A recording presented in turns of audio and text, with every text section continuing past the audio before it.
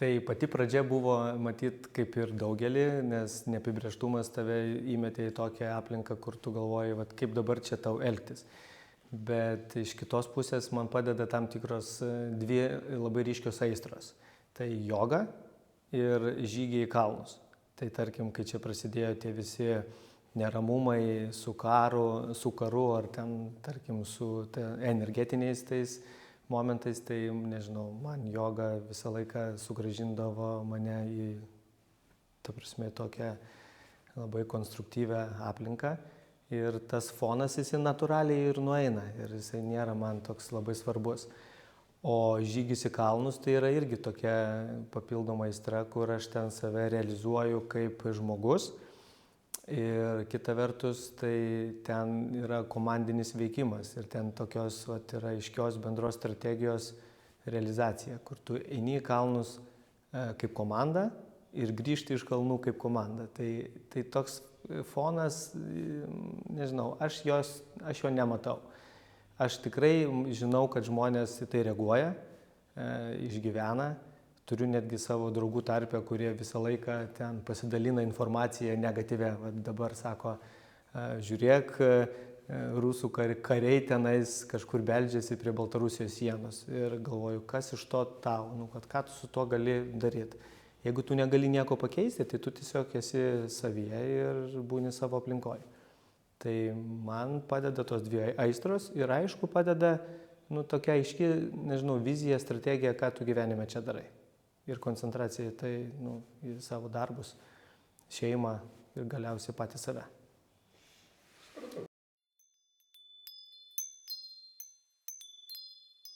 Jo, transformacija didžiulė. Iš esmės mes paskutinius kokius 2 metus, tai grinai, kai prasidėjo ta pandemija, mes išgyvenam verslo transformaciją, tai reiškia organizacijos, kurios naudojasi mūsų paslaugomis. Tai apimtis mažėja 30–40%. Ir šiai dienai mes neturime pajamų kokių 30%, tą, ką turėjom prieš 3 metus. Ką darom? Tai tiesiog savo aiškiai pasakėm, kokių mums klientų reikia, diversifikavom savo veiklą ir natūraliai dar papildomai ieškom naujų technologinių sprendimų, kurie leidžia organizacijoms sukurti pridėtinę vertę. Tai jeigu mes anksčiau ten koncentruodavomės į daug klientų ir atrodydavo, kad tu nori visiems išspręsti problemas, tai šiai dienai atsirinkom aiškų spektrą klientų ir tiem klientam einam pas tuos klientus į gylį. Ir kai nueini pas klientą į gylį, tu tikrai ten surandi labai įdomių dalykų ir gali sukurti tam klientui pridėtinę vertę, nepamirštant savęs. Nes aš tikiu tą ideologiją, kad tu turi ir parduoti, kad klientas būtų laimingas, bet tuo pačiu ir savo pasilikti dalį, kad būtų win-win tas rezultatas. Tai šiandien išgyvenom tą krizę, per pandemiją neatleidom nei vieno žmogaus ir šiai dienai tiesiog tik sustiprėjom, nes komanda tapo vieningesnė ir aiškiau žino, ką mes darom ir kodėl mes darom. Nes anksčiau keldavom klausimą tik tai, kaip padaryti, kaip ten parduoti arba kaip ten įgyvendinti vieną ar kitą tikslą, bet šiandien man didesnė vertybė yra klausti, kodėl mes tą darom. Ar mums to reikia, ar čia aplinkai reikia ir galiausiai, kai tu savo atsakai klausimo, kodėl tau yra paprasčiau gyventi. Mano nuomonė, mūsų didžiausia stiprybė yra žmonės, kurie siekia tų tikslų. Ir tie patys žmonės vėliau eina pas klientą, tie patys žmonės aptarnauja klientus. Ir man atrodo, kad mes esame unikalūs tuo, kad mūsų žmonės organizacijoje labai daug metų dirba, kaita žmonių yra minimali ir tada susikalbėti viduj ir išgyventi pokyčius yra daug paprasčiau. Ir kai tu esi kaip komanda, tai tavo išskirtinumas yra žinios, žmonės, aišku, laimėti projektai, tie vadinami referencai, nes tu jeigu pasakai, kad turi projektą kokiam nors bankų sektoriui, tai jau tau pasako, tam klientui pasako kur kas daugiau negu tiesiog tik tai žodžiai. Tai mūsų stiprybė yra tikriausiai know-how, žinios ir tas gebėjimas eiti pas klientą į gylį. Pats asmeniškai, kaip aš, tai labai vertinu santykį. Man klientas tampa savotišku draugu, man tampa savotišku kompanjonu ir aš su juo galiu kartais pasidalinti vieną ar kitą įžvalgą, nebūtinai apie verslą. Aš galiu su juo papietauti ir pakalbėti apie jo asmeninius tikslus, gyvenimą ir man atrodo, tai yra stipriau. Ir todėl šiai dienai, jeigu taip retrospektyviai žvelgiant, mes turim klientų, kurie su mumis dirba 3-4 kadencijas. Tai mes kalbam apie 10-metį. Ir kartais, kai pagalvoju, kodėl klientai dirba su tavimi 10 metų, tai turbūt dėl to, kad visą laiką vis sugebi sukurti kažkokią pridėtinę vertę. Aš manau, kad labai tinkamas metas apie tai šnekėti dabar, nes praėjo jau 5 metai po tų mokymų. HAI institutas mano gyvenime atsirado būtent prieš 5 metus, kai pirmą kartą įžengiau į šitą bendruomenę. Tai dėka tam tikro žmogaus, kuris ir pasiūlė sudalyvauti tokioje programoje. Ir tam žmogui esu dėkingas iki šiol, nes tai buvo susitikimas, kaip sakyt, su praeitimi. Tu susitikai su praeitimi ir tai tarsi žiūrėjimas filmą apie tave, apie save. Ir kai tu žiūri apie save, tai būna vienu metu įdomu, stipru, bet labai nepatogu. Nes kai tu žiūri apie save, tai galvoji, wow, tu iki to laiko kūrei save tam tikrais kažkokiais įdomiais stereotipais, kurie tave, nežinau, lydėjo, tu nesupratai iki tol ištakų, kodėl taip yra. Tai lyderystės ta programa man davė tokį pradmenį, kodėl būtent tu toks esi ir ko tu nori ateityje iš savo gyvenimo. Tai man asmeniškai šiandien dienai atrodo taip, kad jeigu žmogus tą programą praeina, tai jis gali priimti 2 sprendimus. Vieną sprendimą nieko nedaryti ir gyventi status quo režime, arba priimti save tokį, koks esi ir išnaudoti savo gerasias savybės, kuriant, nežinau, nuostabią aplinką aplink. Tai man prieš 5 metus atsitiko taip, kad man buvo susitikimas su praeitimi nepatogus labai. Aš Rasai netgi esu pasakęs, sakau, tokių nepatogių mokymų nesu turėjęs savo gyvenime. Ir tada, kai išėjau iš tų mokymų, tada prasidėjo mano gyvenime tam tikri transformaciniai momentai. Ir į savo gyvenimą įsileidau tam tikrus, kaip ir minėjau, jogą ir kalnus, kurie man leidžia susikalibruoti. Ir kai tu susikalibruoji ir aiškiai žinai, kas tu toks esi, tu gali tada labai daug duoti kitam.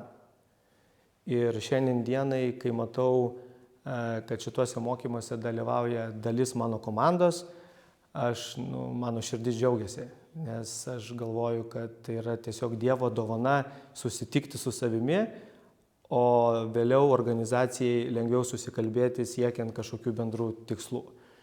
Tai įdomi patirtis, labai, labai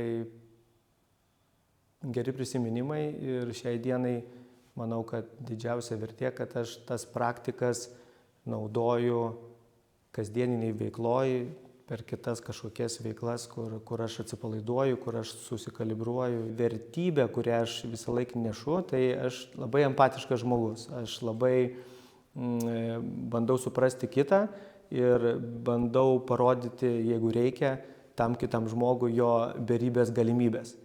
Tai tarkim vienas pavyzdys iš tų kalnų. Aš kai pirmą kartą išėjau į kalnus, aš supratau, kad kai tu savo pasakai, kad negali, tai yra tik tai pradžia, nes tu turi kokius 10 kartų daugiau vidinių resursų ir taip yra ir su žmonėm.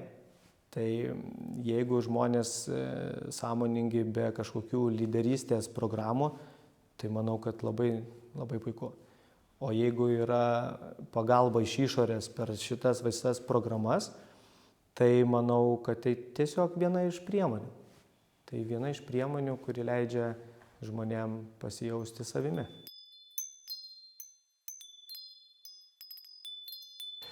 Aš manau, kad rasos mokymai yra apie tai, kaip labai humaniškai prieinama prie žmogaus vidaus.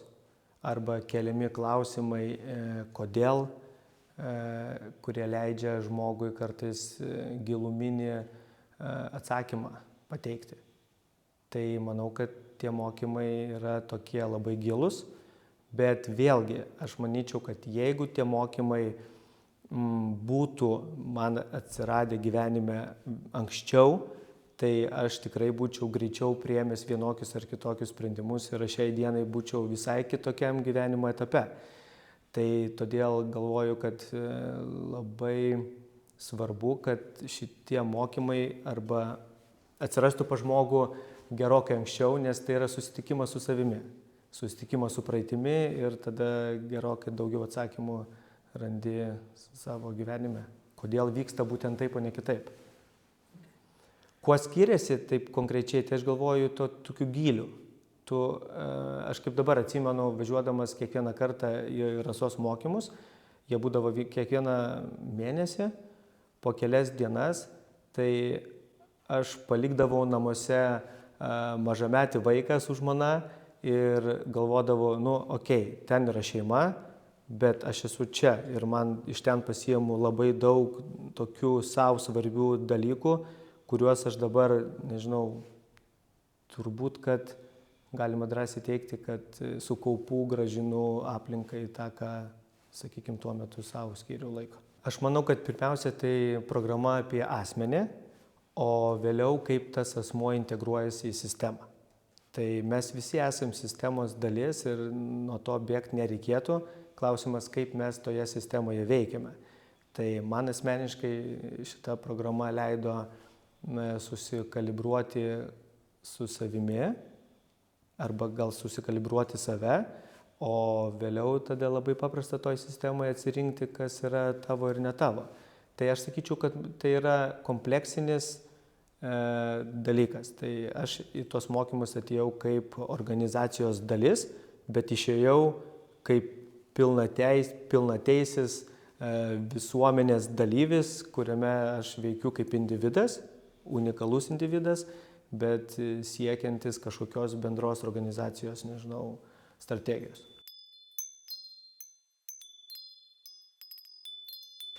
Iki mokymų tai buvau toks žmogus, kurio buvo daug kur.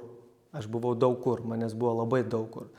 Ir retrospektyviai žvelgiant, su kiekvienu moduliu aš manęs buvo koncentruotai į konkrečiai tam tikrą temą. Tai jeigu taip atsakant į klausimą, kaip sprendimus priiminėdavau, tai iki mokymų priiminėdavau labai greitai, nepagalvojus, impulsyviai, nes aš esu žmogus, kuris turi klausimą ir reikia dabar jį spręsti.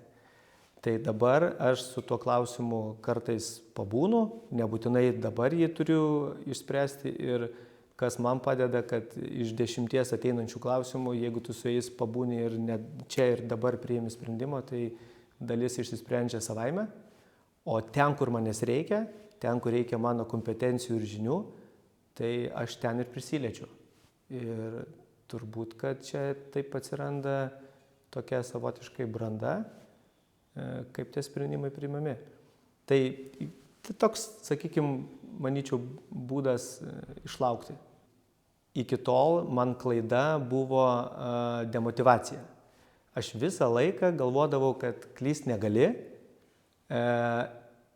todėl, ką darydavau, tai bandydavau būti pačiu geriausiu. Net nesuprasdavau, kodėl man to reikia. Reikia būti pačiu geriausiu, nes negali klysti. Per klaidas aš tapdavau toks, sakykime, mane demotyvuodavo. Dabar aš galiu savo pasakyti drąsiai, kad klysti reikia. Tik per klaidas gali išmokti tam tikrų unikalių dalykų.